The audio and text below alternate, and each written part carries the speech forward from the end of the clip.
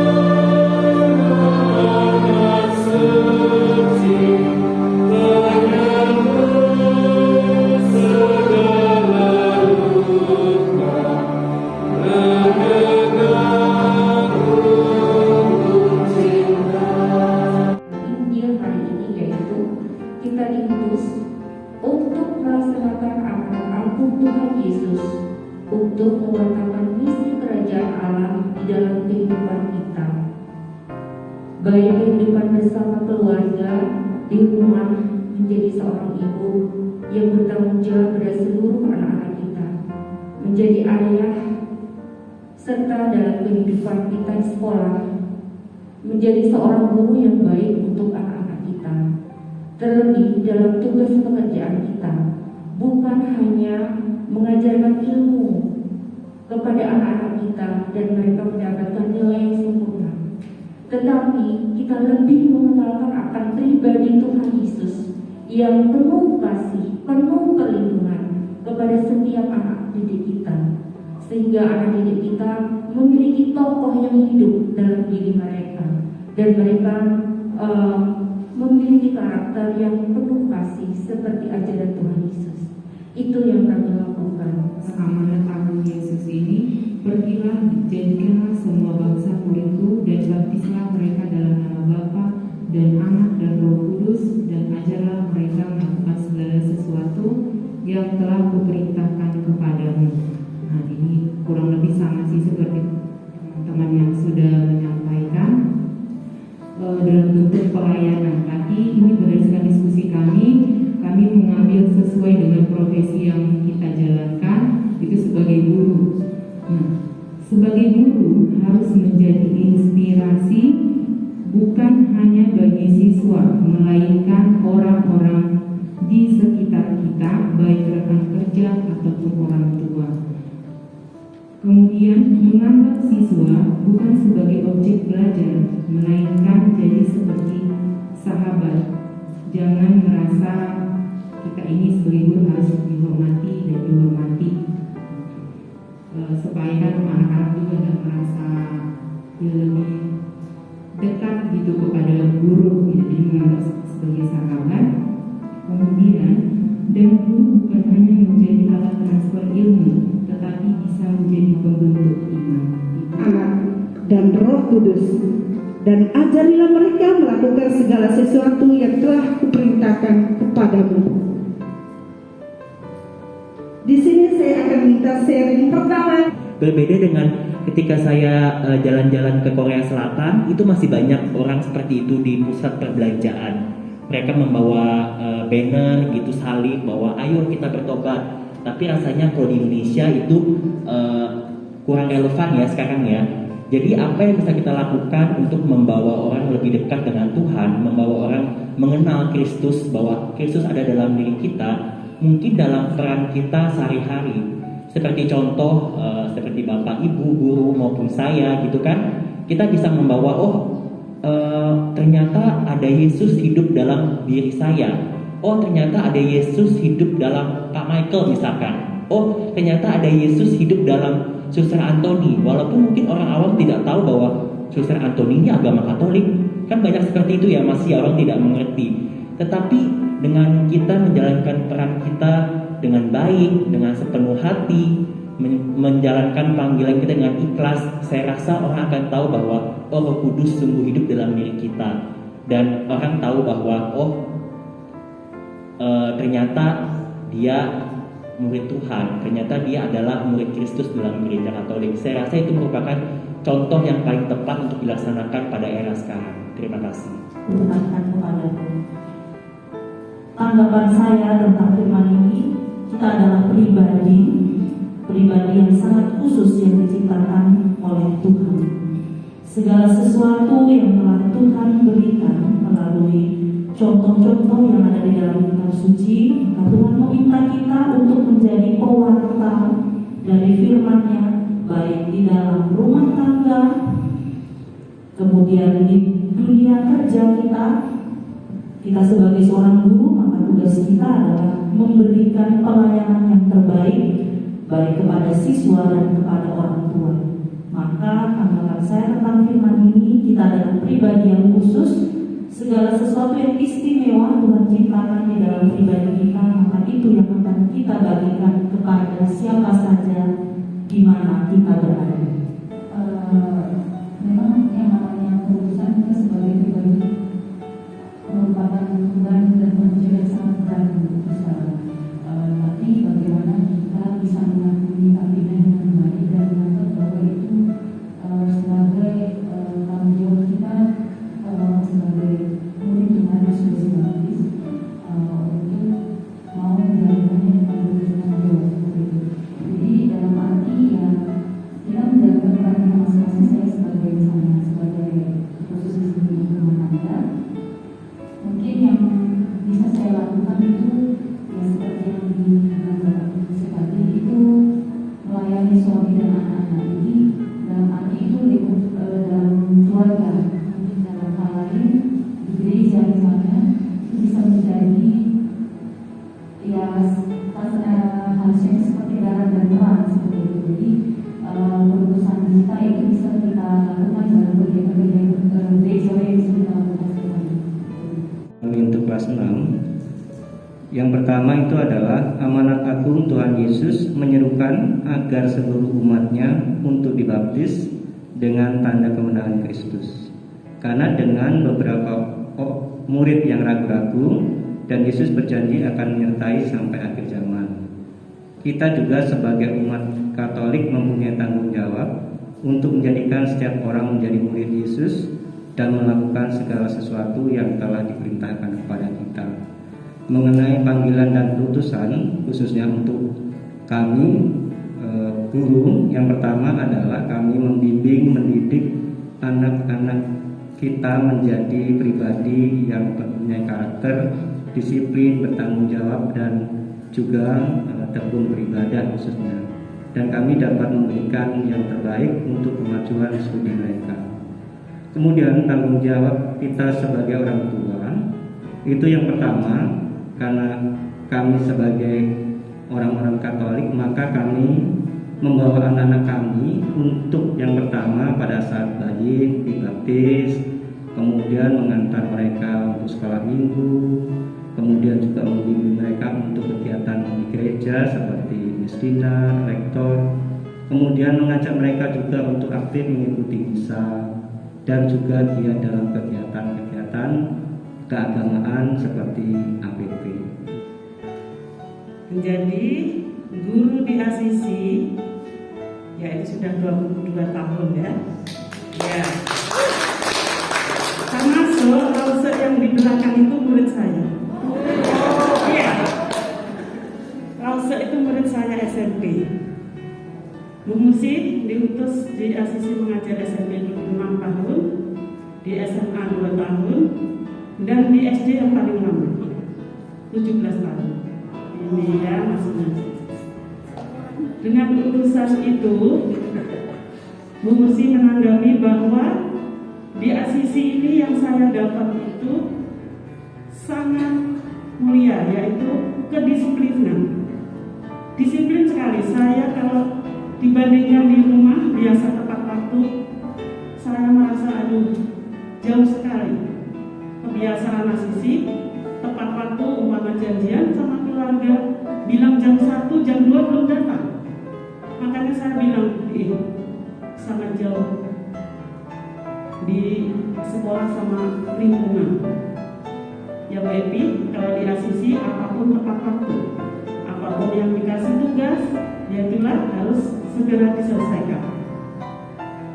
Walaupun saya di sini punya teman Mas Herman dan Mas Marto, dan saya di unit SD, tapi kita anggap semua saudara, saling memberi, saling membantu kalau ada kekurangan atau perlu bantuan. Bagi misi ini, kita diutus datang ke sini bersama-sama, saling mendengarkan, saling berbagi. Ya, jadi misi itu di saat kita berada di mana-mana, tinggal di mana-mana, maka saat itu juga lah misi itu kita lakukan. Begitu. Misi pembakar itu menjadi dasar kita dalam berperilaku dan bertindak. Contohnya kami menjadi seorang guru.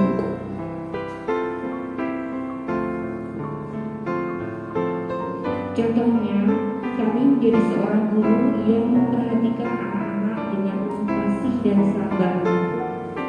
Juga menjadi orang tua yang memperhatikan setiap permasalahan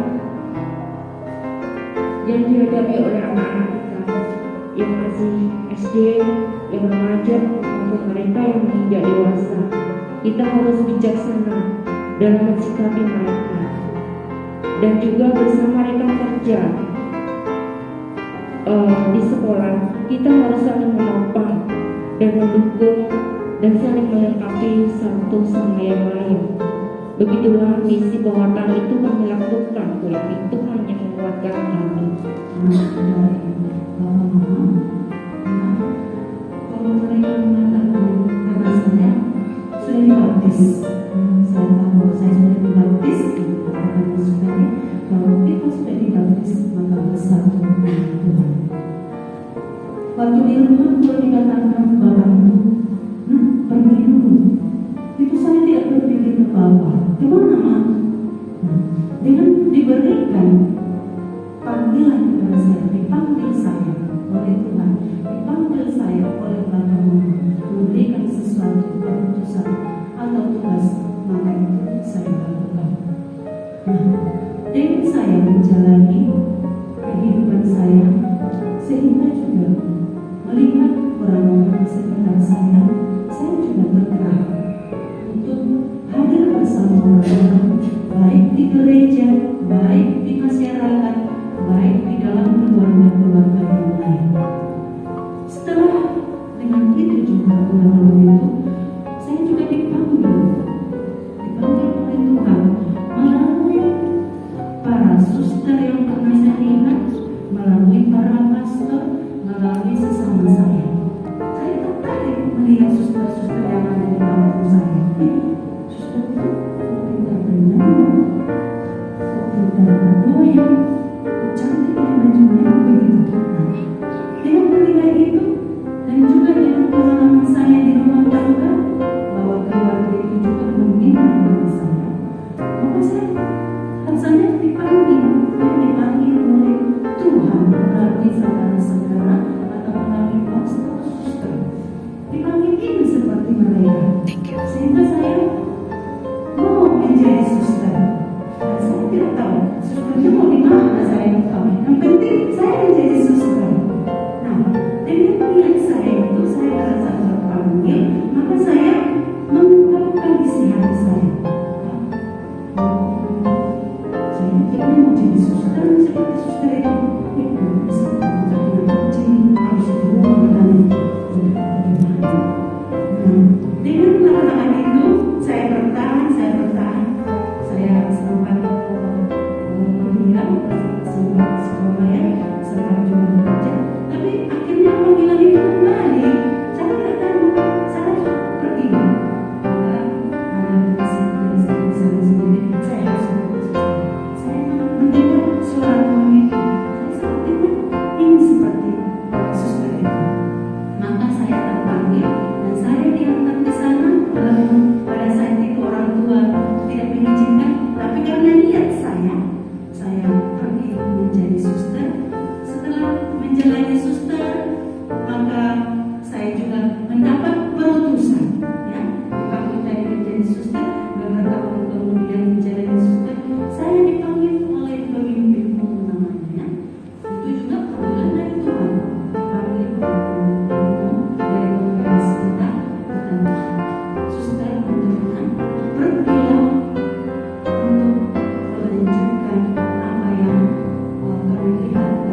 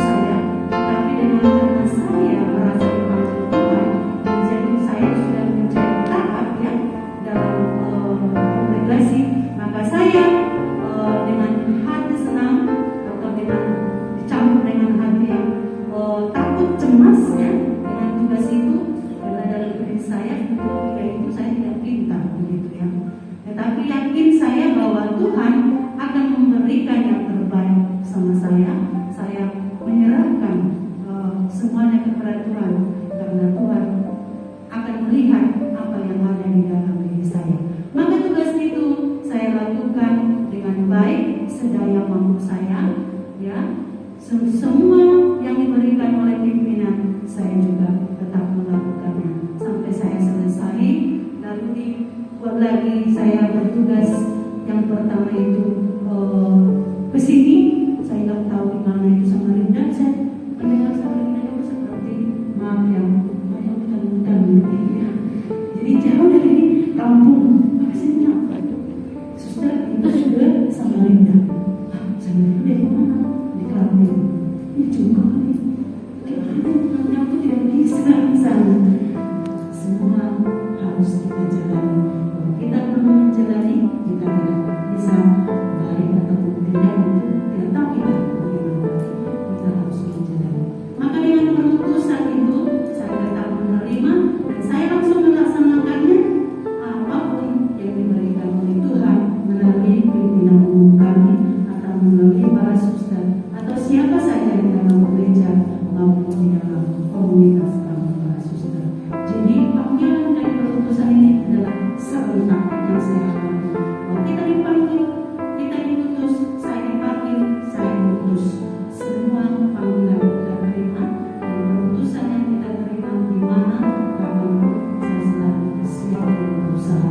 Semua tugas itu saya serahkan kepada Tuhan dan saya andalkan Tuhan yang ada di dalam diri saya. Terima kasih. Kalau kita tidak membawa diri kita seperti apa yang diminta oleh Yesus, kita tidak bisa melakukan yang namanya perutusan. Tapi kalau kita membawa diri kita seperti apa yang dikatakan, diinginkan oleh Yesus, kita bisa melaksanakan perutusan kita. Dan buah-buah dari perutusan kita itu bisa dirasakan oleh orang lain. Dan contoh mungkin kita ambil profesi kita sebagai guru. Banyak mungkin hambatan dan kendala di dalam diri kita sebagai seorang guru. Mungkin dalam pembelajaran kita bisa pernah merasa emosi, tidak terkontrol diri kita karena satu dan dua hal. Itu bisa menjadi hambatan dan kita tidak menjadi sempurna untuk memberikan pembelajaran. Dan seperti yang juga tadi di-sharingkan, bahwa di sekolah itu bukan hanya untuk ilmu yang bicara. Sekolah juga bisa menjadi faktor, salah satu faktor pembentukan iman selain berada di dalam keluarga. Kita sebagai anak, kita sebagai orang tua di rumah, itu juga bisa memiliki kendala dalam melakukan perusahaan kita dimanapun kita berada, siapapun kita. Jadi Bapak Ibu, kendala itu yang bisa memecahkan adalah kita yang tahu apa yang salah dalam diri kita, apa yang harus kita perbaiki, sehingga misi pewartaan Yesus Kristus dalam tanda kutip adalah kasih, damai, kebaikan, itu bisa kita sebarkan ke semua orang. Dan yang harus kita percaya Bapak Ibu, apapun kendala yang kita hadapi, Tuhan akan selalu menyertai kita sampai akhir zaman. Pasti banget. Masih kecil, remaja, dewasa, sekarang pun bisa menangis. Tergantung dari situasi. Sedikit saya menceritakan pengalaman bahwa kalau dalam tema ini adalah bertanggung jawab pada misi. Kalau saya aplikasikan ke dalam diri saya sendiri, saya ubah sedikit, saya kerucutkan dengan berkaitan dengan tadi Bu Kris, guru yang namanya suster sudah mengatakan bahwa peraturan itu besar sekali. Tidak bisa disangka suster harus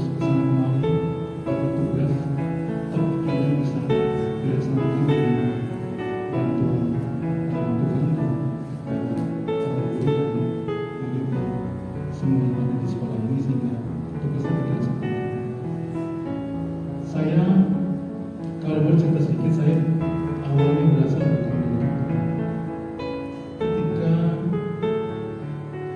masuk Katolik, rahmat berkat Tuhan itu selalu perlahan saya mulai mengenal. Saya berasal dari keluarga yang bukan mampu, yang tidak mampu bahkan, kemudian dari keluarga boleh dikatakan broken home, dan saya tinggal bersama ibu saya. Ketika masuk Katolik, saya merasakan saya diubah. Saya berjalannya waktu, saya tidak bisa sekolah, biaya, manusia seluruh hidup yang membantu saya sekolah, kemudian dilanjutkan dengan pasal yang melakukan yang saya sekolah juga saya sampai seperti ini. Tidak bisa menyangka, tidak pernah menyangka kita bisa seperti ini. Dulu kami pernah diusir dari rumah kami sampai kontrakan dan begitu dan semua itu saya tidak mengatakan di awal bahwa bertanggung jawab terhadap lingkungan. Saya telah merasakan ketika itu sampai maka tadi disinggung masalah yang paling itu yang menjadi kita berbagi dengan semua orang di sekitar kita. Pelayan itu saya sebutkan untuk sebagai seorang guru mengajar. Saya telah atas ini guru tidak tapi juga menjadikan anak usaha untuk membentuk hati kesetiaan mengenal Yesus. Untuk pelayanan sekecil apapun kita bisa lakukan di sekitar kita. Partisipasi kita dalam gereja. Dulu saya menjadi di sana, saya belajar pelayanan banyak di sana. Di situ kita kenal dengan pastor. Dan ini yang saya dapat dari sana. Dan dari pelayanan itu banyak. Sebagai petugas tamu, saya merasa bangga, senang ketika misalnya saja bisa berbeda itu di luar negeri. Kita bisa mengambil kursi yang dan kita tahu ada kami kita tapi ada kecil dan disini dia kursi. Selama ini apa yang kita lakukan, apa yang kita berikan, yang Tuhan berikan kepada kita sendiri bukan mereka. Bahkan kita mohon sebelum baiknya Tuhan tidak kasih tapi jadi saya menjalankan ini Tuhan selalu hadir.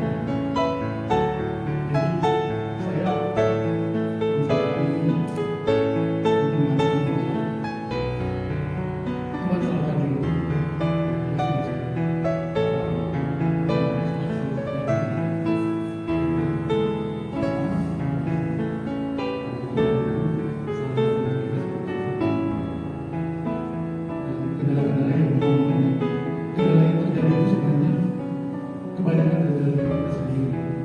Dan tidak sebenarnya kita itu kan ada di luar dan itu aduan kita bagaimana kita berbiasa. Itu yang bisa saya sharingkan, mungkin saya tutup dengan bantu untuk saya tidak berani lagi. Karena Asis ini kan identik dengan madu. Manisnya madu berasal dari lebah. Manisnya buah-buahan tergantung rasa. Janganlah ragu untuk melangkah, karena Tuhan selalu beserta.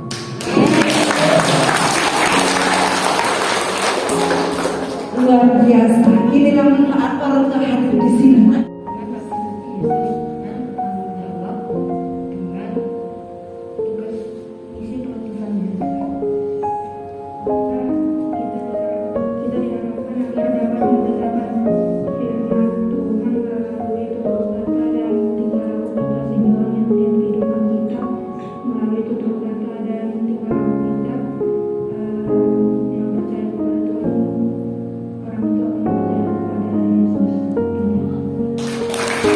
Amanat agung ini menjadikan misi Kristus di segala tempat dan waktu, menjadikan murid Yesus menunjukkan kualitas hasil, yaitu seorang murid. Menjadi murid Kristus di sini bukan hanya sekedar menjadi orang atau anggota dari sebuah gereja. Arti kata murid berarti pengikut, seorang yang belajar secara dekat dari gurunya. Murid di sini belajar bukan hanya dari mendengar, tetapi juga melakukan seperti yang diajarkan gurunya. Karena itulah seorang murid Yesus tidak menginginkan seorang petobat yang pasif, tapi dia menginginkan seorang murid yang aktif, seorang yang menemukan rahasia keindahan hidup sebagai orang Kristen atau Katolik. Murid di sini diharapkan berdiri teguh untuk memberitakan Injil, mengerjakan firman Tuhan di tengah dunia yang jauh dari Tuhan. Jadi seperti yang